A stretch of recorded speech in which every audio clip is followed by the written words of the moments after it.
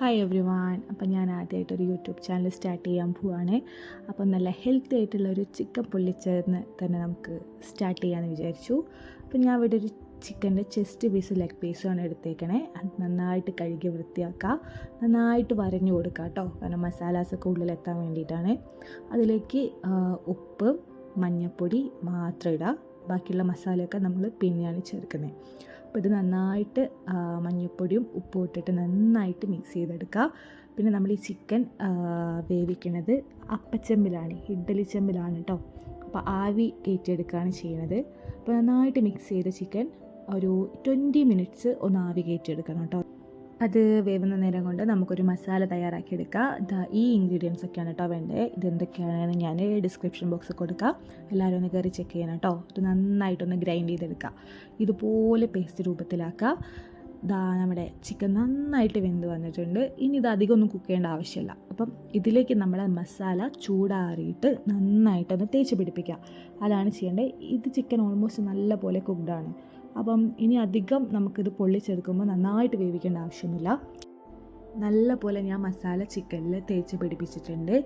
ഈ weight loss ഒക്കെ ചെയ്യുന്നവർക്കറിയാം, നമ്മൾ ഡെയിലി പ്രോട്ടീന് വേണ്ടിയിട്ട് ചിക്കനായിരിക്കും കൂടുതലും കഴിക്കുക. അപ്പോൾ ഇതുപോലെയൊക്കെ വെറൈറ്റി ഡിഷസ് ട്രൈ ചെയ്താൽ നമുക്ക് ആ ഒരു മടുപ്പ് ഫീൽ വരില്ല കേട്ടോ.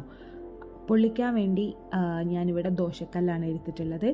കുറച്ച് മാത്രം ഓയിൽ സ്പ്രെഡ് ചെയ്ത് കൊടുക്കുക. ഫ്രൈ പാൻ ഉള്ളവർക്ക് അതും എടുക്കുക കേട്ടോ.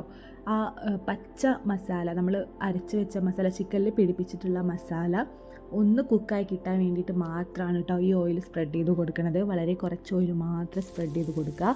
അതിലേക്ക് നമ്മളുടെ ചിക്കൻ വെച്ച് കൊടുക്കുക. ഒരു 5 മിനിറ്റ് കുക്ക് ചെയ്താൽ മതിയാവും. തിരിച്ചു മറിച്ചു വിട്ട് ഒന്ന് കുക്ക് ചെയ്തെടുക്കുക. ബാക്കിയുള്ള മസാലയും കൂടെ ഞാൻ ചിക്കൻ്റെ മുകളിൽ വെച്ച് കൊടുക്കുന്നുണ്ട്.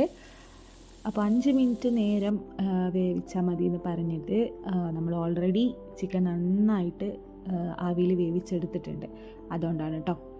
അപ്പം ഇതാണ് നമ്മുടെ ഫൈനൽ ലുക്ക് ചിക്കൻ പൊള്ളിച്ചതിൻ്റെ. എല്ലാവരും ഒന്ന് ട്രൈ ചെയ്ത് നോക്കുക, നല്ല അടിപൊളി ടേസ്റ്റാണ്. വെയിറ്റ് ലോസൊക്കെ ട്രൈ ചെയ്യുന്നവർക്ക് നല്ല പോലെ ഇഷ്ടമാവുന്ന ഒരു റെസിപ്പിയാണ് കേട്ടോ.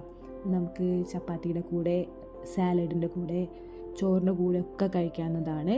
അപ്പോൾ ഞാനിങ്ങനെയായിരുന്നു കഴിച്ചത്: ചോറ്, സാലഡ്, ചിക്കൻ പൊള്ളിച്ചത്, പിന്നെ വൻപയറിൻ്റെ കറിയായിരുന്നു. അപ്പോൾ എല്ലാവരും ട്രൈ ചെയ്ത് നോക്കുക, ഫീഡ്ബാക്ക് അറിയിക്കുക. Thank you so much.